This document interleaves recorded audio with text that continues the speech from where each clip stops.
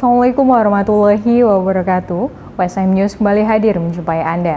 Beragam informasi menarik akan kami sajikan untuk Anda selama 30 menit ke depan. Bersama saya Naumuti, berikut WSM News selengkapnya.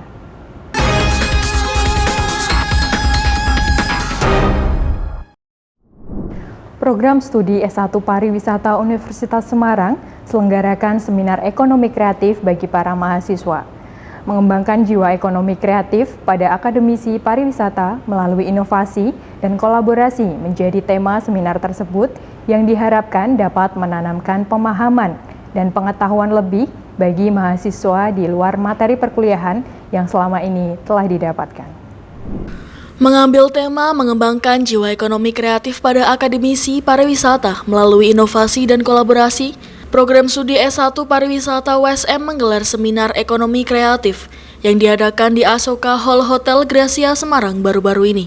Dalam seminar tersebut, Ketua Pengurus Yayasan Alumni Undip Profesor Dr. Insinyur Hajah Kesi Wijayanti SEMM berpendapat ilmu yang didapat selama perkuliahan mungkin hanya 25%. Tetapi skill kreatif seseorang harus terus berkembang. Ia juga turut menyatakan agar mahasiswa dapat memiliki kepercayaan diri ketika berinovasi. Mahasiswa pariwisata Universitas Semarang ini bisa lebih mempunyai kepercayaan diri sehingga timbul rasa kreativitas untuk menciptakan inovasi-inovasi baru dalam menggalakkan pariwisata khususnya di Jawa Tengah. Universitas Semarang ini akan unggul dengan adanya lulusan dari mahasiswa pariwisata Universitas Semarang ini bisa berkompetisi di dalam dan di luar negeri. Kegiatan yang diprakarsai Program Studi Pariwisata Universitas Semarang ini turut juga menghadirkan Direktur Lembaga Sertifikat Profesi dan SPA Indonesia, Dr. Lastiani Warih Wulandari SEMM. Seminar ini juga turut menjadi cara untuk menumbuh kembangkan jiwa ekonomi kreatif bagi mahasiswa pariwisata WSM. Tentunya dengan diadakannya seminar pariwisata pada pagi hari ini kami telah mengundang dua orang yang memang pakar di bidang ekonomi kreatif, ada Profesor Dr. Insinyur Kesi Wijayanti dan Ibu Dr. Wulan. Jadi mereka adalah akademisi juga sekaligus praktisi. Diharapkan dengan adanya seminar ini akan menumbuh kembangkan jiwa ekonomi kreatif bagi mahasiswa pariwisata. Artinya begini, suatu kegiatan pariwisata itu seharusnya dia berjalan bersama-sama dengan ekonomi kreatif. Artinya ketika ada satu daya tarik wisata, orang berkunjung ke sana, mereka tidak hanya menikmati tempat wisata itu, tapi mereka bisa mungkin bersama-sama dengan masyarakat sekitar, mereka bisa melihat-lihat souvenir yang dibuat oleh masyarakat yang di sekitar situ. Nah, dari sini kami harapkan mahasiswa pariwisata mereka memiliki, paling tidak mereka memiliki usaha sendiri agar supaya menunjukkan kreativitas mereka sebagai seorang mahasiswa. Mereka bisa mengemas souvenir atau membuat sesuatu yang menarik yang kira-kira bisa dipasarkan atau ditawarkan kepada wisatawan yang datang. Universitas Semarang menggelar internalisasi core value HATI atau harmoni, akuntabilitas, transparansi, dan integritas. Kegiatan yang diikuti oleh dosen dan karyawan ini diharapkan dapat memperkuat internal USM untuk dapat bekerja sama dengan baik antar anggotanya.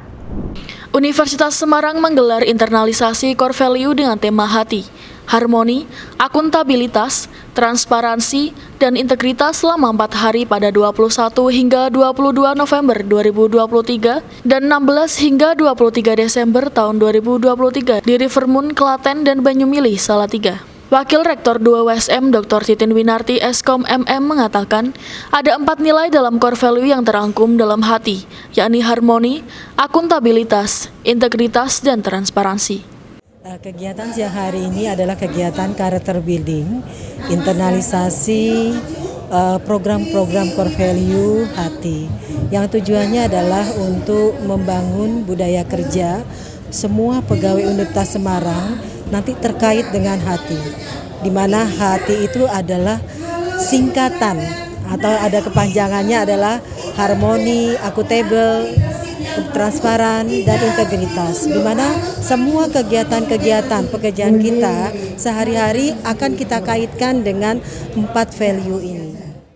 Dalam acara ini, Wakil Rektor 2 WSM juga turut berharap agar ke depan WSM bisa meraih unggul. Citra positif WSM memegang peran penting dalam meningkatkan kepercayaan masyarakat, sehingga dapat mendorong minat untuk kuliah di WSM. Hadir sebagai narasumber Kepala Satuan Humas Kerjasama dan Hukum WSM, Dr. Wiyati Sadewisasi SEMSI, mengatakan pelatihan ini menggunakan tema hati, yakni harmoni, akuntabilitas, transparansi, dan integritas sangat penting dalam bekerja.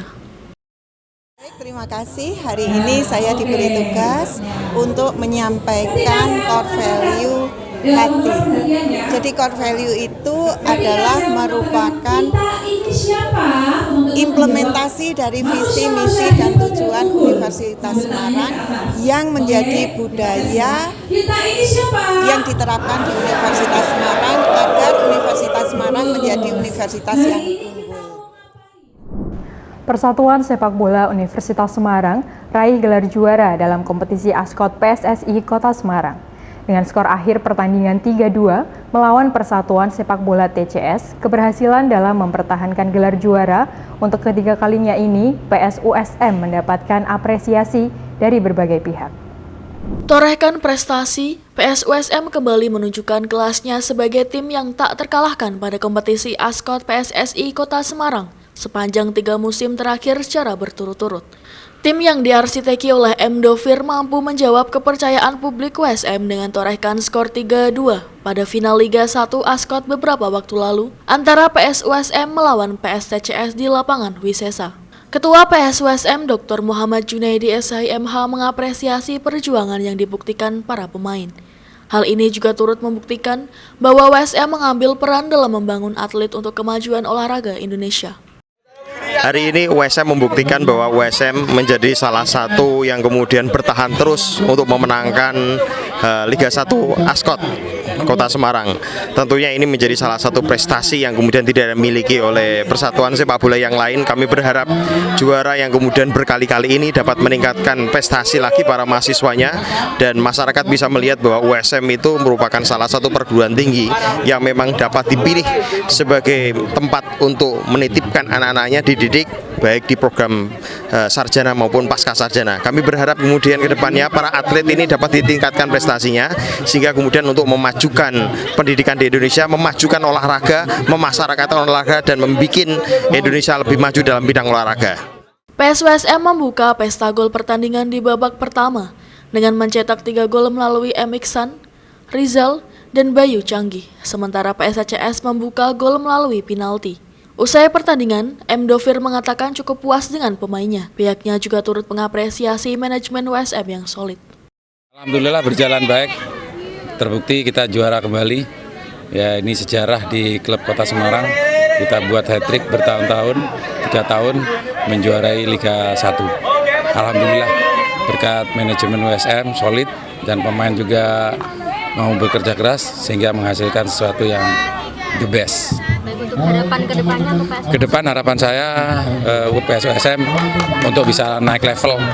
Jadi bukan hanya berkutat di Liga ASKOT tapi lebih ke nasional di Liga 3. Harapan kami karena potensi pemain USM bisa ke arah ke sana.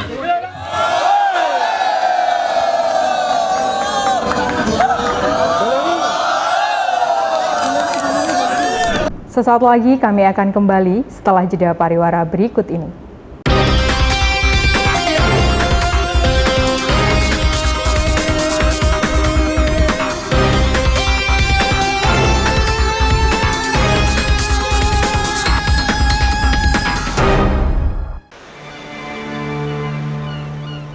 Hope. Hope for an opportunity. Hope for a change. Having the right to dream creates a space of equality for the younger generations who were born with limitations. Every person has a dream, but not all can foster egotism. The genuine desire that springs from the depth of the heart with a hope to wander far, to achieve the ever-growing dreams and enthusiasm. This journey cannot stop at all, since here the future of the country, the motivation in reaching a dream is no longer a worry, but rather something worth fighting for. To gather the willpower in building the nation, striving with great impulses, with a variety of arrows that fly fast. There will always be a goal that deserves tenacity. To understand the enduring struggle, to sincerely wish success for those we love, in having appreciation, in providing a vessel for those who excel. Slow, but surely, the freedom to pursue education should be given wholeheartedly. Indonesia is a nation with millions of young people eager for knowledge, passionate about accelerating, working for the country, and inspiring as well. Never hesitate to nurture your dreams and to be visionary. To the younger generations, we entrust our future. So, erase the differences, and together, we collaborate in raising the standard of our education. This is a long journey worth appreciating in terms of opening up possibilities, for giving a purpose to live.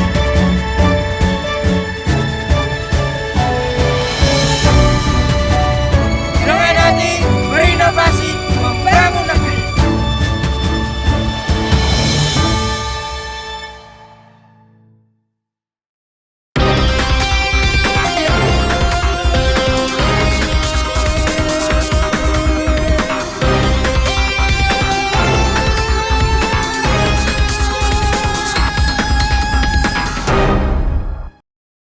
Konser Guyup USM dengan bintang tamu Sinden Niken Salindri serta pengisi acara lainnya akan digelar pada tanggal 14 Desember tahun 2023 mendatang.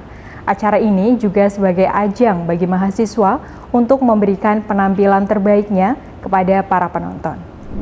Universitas Semarang akan menggelar konser yang bertajuk Guyup USM pada 14 Desember 2023. Acara ini turut dimeriahkan berbagai penampilan, diantaranya sinden fenomenal asal Kediri, yaitu Niken Salindri, yang dijadwalkan akan menjadi bintang tamu utama di acara Guyup USM.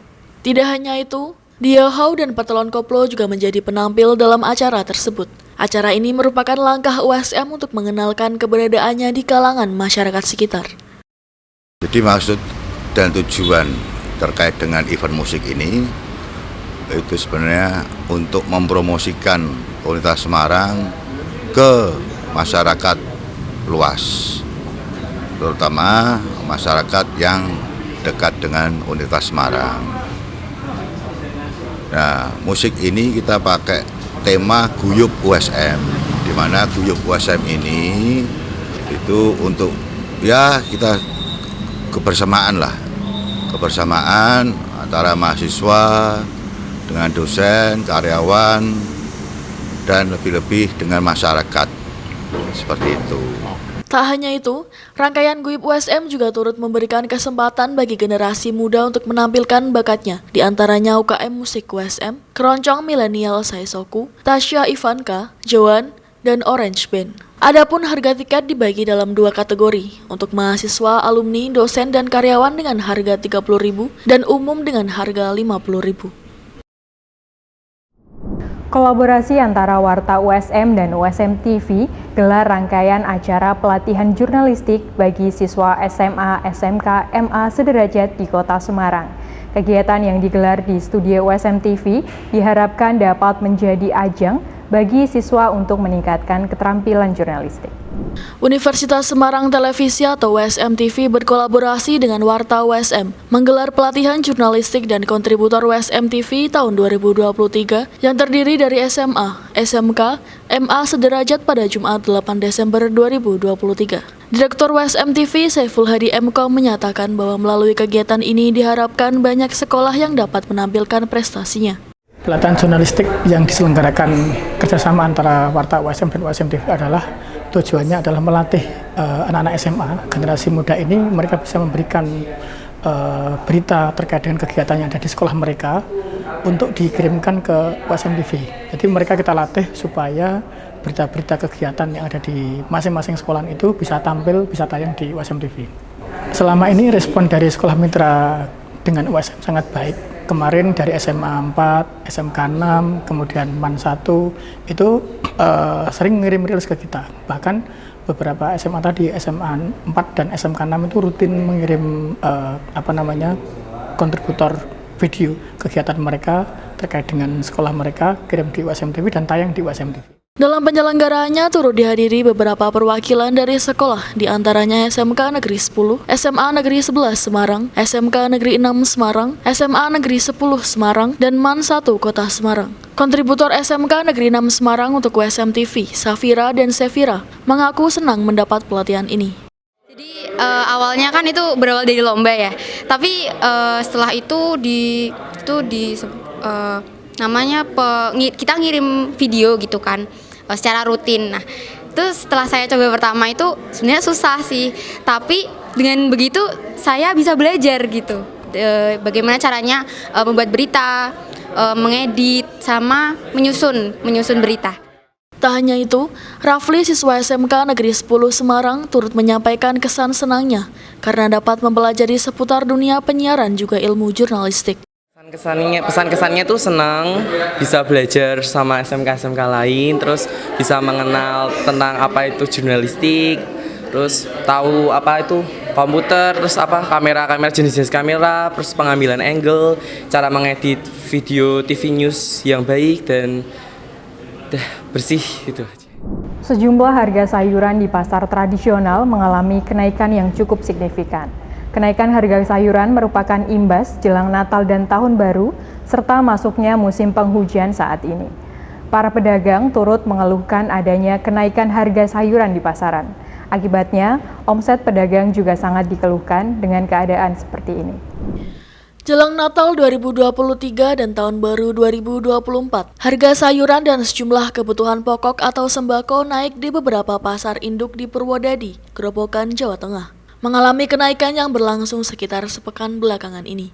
Yatmi, salah satu pembeli di pasar induk Purwodadi, menerangkan rata-rata kenaikan di komoditas sayur-sayuran. Naiknya harga itu pun membuat pembeli lebih sepi dibanding biasanya. Rata-rata yang naik sayuran seperti kol biasanya 6.000 sekarang sampai 7.000 per kilogram. Tomat biasanya bisa sampai 13.500, sekarang ini 15.000 per karung. Kol sama tomat, kentang juga naik. Yang 13 sekarang jadi 15, buncis juga naik, dulu 15 sekarang 17. Sejak kapan naiknya, Bu? Sejak 3 hari yang lalu. Kenaikan masalahnya apa, Bu? Saya kurang tahu tuh. Bu, beli tomat dan sebagainya untuk apa, Bu? Tomat buat nyambel toh. Buat sendiri ya, nggak dijual lagi ya, Bu? Iya. Bu, kalau kenaikan seperti ini dulu berapa kilo, sekarang berapa kilo, Bu, belinya, Bu? Apanya? Sebelum kenaikan, biasanya belinya berapa kilo? Oh, dulu 5 kilo, sekarang 2 kilo. Kenapa, Bu? Ya, duitnya didum-dum. Itu ya. Bu, dengan adanya kenaikan sayuran seperti ini gimana, Bu? Ya, gimana ya, itu loh. Biar turun lagi, standar lah, seperti semula. Jadi, rakyat kecil nggak kabutan jalannya. Selain itu, Haru, salah satu pedagang sayur di pasar induk Purwodadi, menyebut kenaikan itu disebabkan sudah memasuki musim penghujan dan menjelang hari Natal dan Tahun Baru. Tidak hanya sayuran, kenaikan juga terjadi pada beras, cabai rawit, hingga bawang.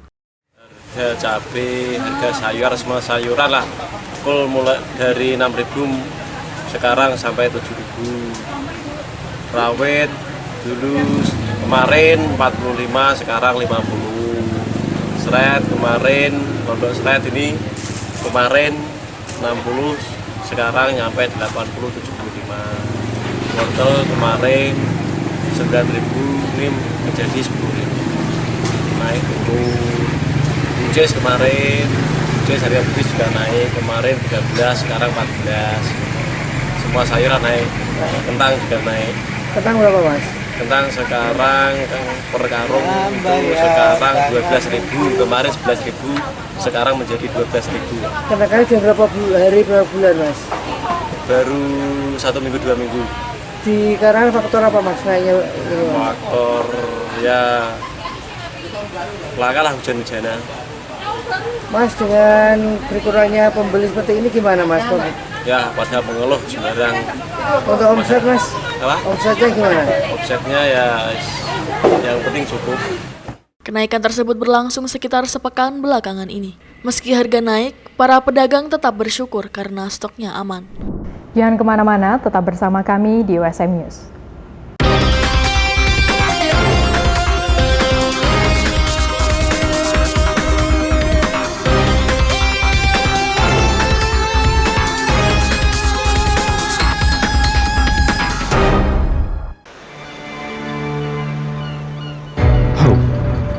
Hope for an opportunity.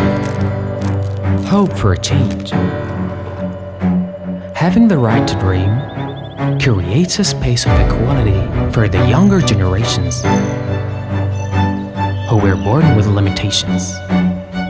Every person has a dream, but not all can foster egotism. The genuine desire that springs from the depth of the heart, with the hope to wander far, to achieve the ever-growing dreams and enthusiasm. This journey cannot stop at all, since here the future of the country, the motivation in reaching a dream is no longer a worry, but rather something worth fighting for. To gather the willpower in building the nation, striving with great impulses, with a variety of arrows that fly fast. There will always be a goal that deserves tenacity. To understand the enduring struggle, to sincerely wish success for those we love. In having appreciation, in providing a vessel for those who excel. Slow, but surely, the freedom to pursue education should be given wholeheartedly. Indonesia is a nation with millions of young people eager for knowledge, passionate about accelerating, working for the country, and inspiring as well. Never hesitate to nurture your dreams and to be visionary. To the younger generations, we entrust our future. So, erase the differences, and together, we collaborate in raising the standard of our education. This is a long journey worth appreciating in terms of opening up possibilities, for giving a purpose to live.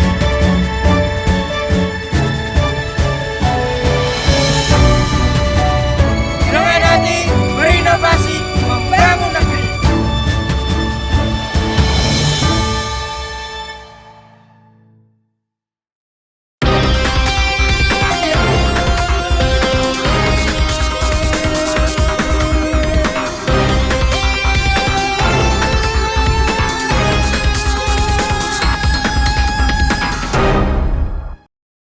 Angin kencang disertai hujan deras membuat sejumlah pohon besar di Blora, Jawa Tengah roboh.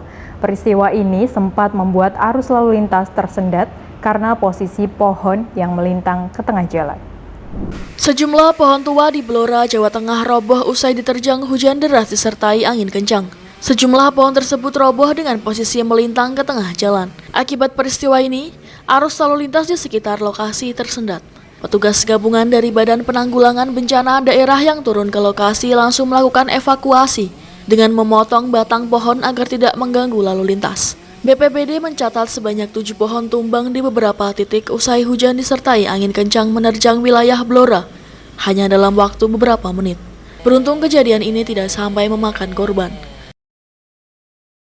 Kejadian hujan lebat disertai angin kencang sore ini di wilayah Kecamatan Blora terjadi di beberapa titik, ada sekitar 6-7 titik, antara lain di Jalan Dr. Sutomo, kemudian di depan SD Tegal Gunung, terus kemudian ada laporan lagi di wilayah Mambuan.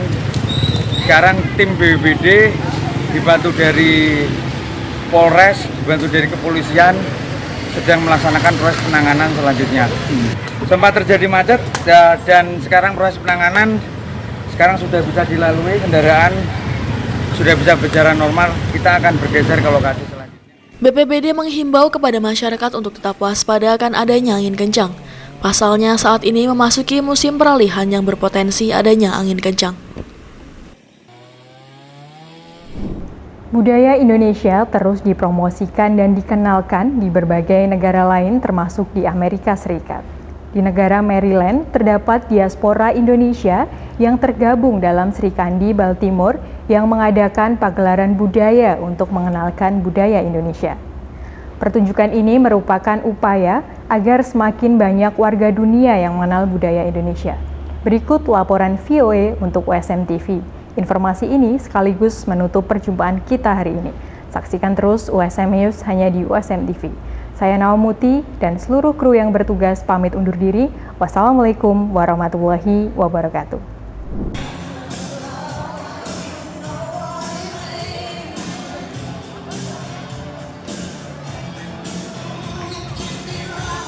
Fashion show, tarian, kerajinan, batik, dan makanan memeriahkan Cultural Holiday Event di Baltimore, Maryland. Acara ini adalah untuk memperkenalkan budaya Indonesia di Baltimore area, dan kita juga bekerja sama kolaborasi dengan desainer-desainer lokal di sini untuk mengadakan fashion show dan cultural budaya. Jadi semua orang membantu chip in, sumbangan dekorasi segala macam, sumbangan karpet, sumbangan makanan. Acara ini digelar oleh Sri Kandi Baltimore, organisasi nirlaba yang didirikan beberapa perempuan Indonesia di Baltimore dan sekitarnya dengan misi memberdayakan perempuan lewat keterampilan usaha. Acara Indonesia seperti ini baru pertama kali diadakan di kota paling besar di negara bagian Maryland ini.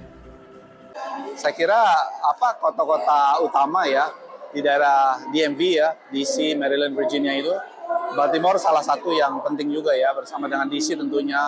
Penting juga kita ada diversifikasi kegiatan di sejumlah kota di Amerika Serikat, termasuk di Baltimore ini. Christina Poi, mewakili kantor gubernur negara bagian Maryland, mendukung sepenuhnya acara ini. I found out about this event, I sent out the information to all of the commissioners as well as my community outreach list. It's important to be for this the cultures and everything to be shared, and then educating everybody, and then enjoying it. Pengunjung tak hanya menjadi penonton saja, tapi juga ikut diajak memainkan alat musik angklung oleh kelompok angklung Avose. Pengunjung yang datang tidak hanya diaspora Indonesia, tapi juga warga Amerika yang tertarik dengan kebudayaan Indonesia. I have two friends who are part of that group. And so I came to support them as they performed. But I initially kind of got interested in Indonesian culture because a few years ago I met the woman who would later be my wife. She's Indonesian, and that's kind of what started my interest in the country and its culture. Penarinya pun juga tidak semuanya diaspora Indonesia, seperti Mia Venesia yang membawakan tari Batak. Gue merasa senang untuk menari di sini dengan orang-orang bagusnya, untuk belajar dari orang yang baik hati, orang patient. Gue penari profesional tapi di style berbeda. Jadi untuk menari tari tradisi Indonesia susah banget untuk belajar.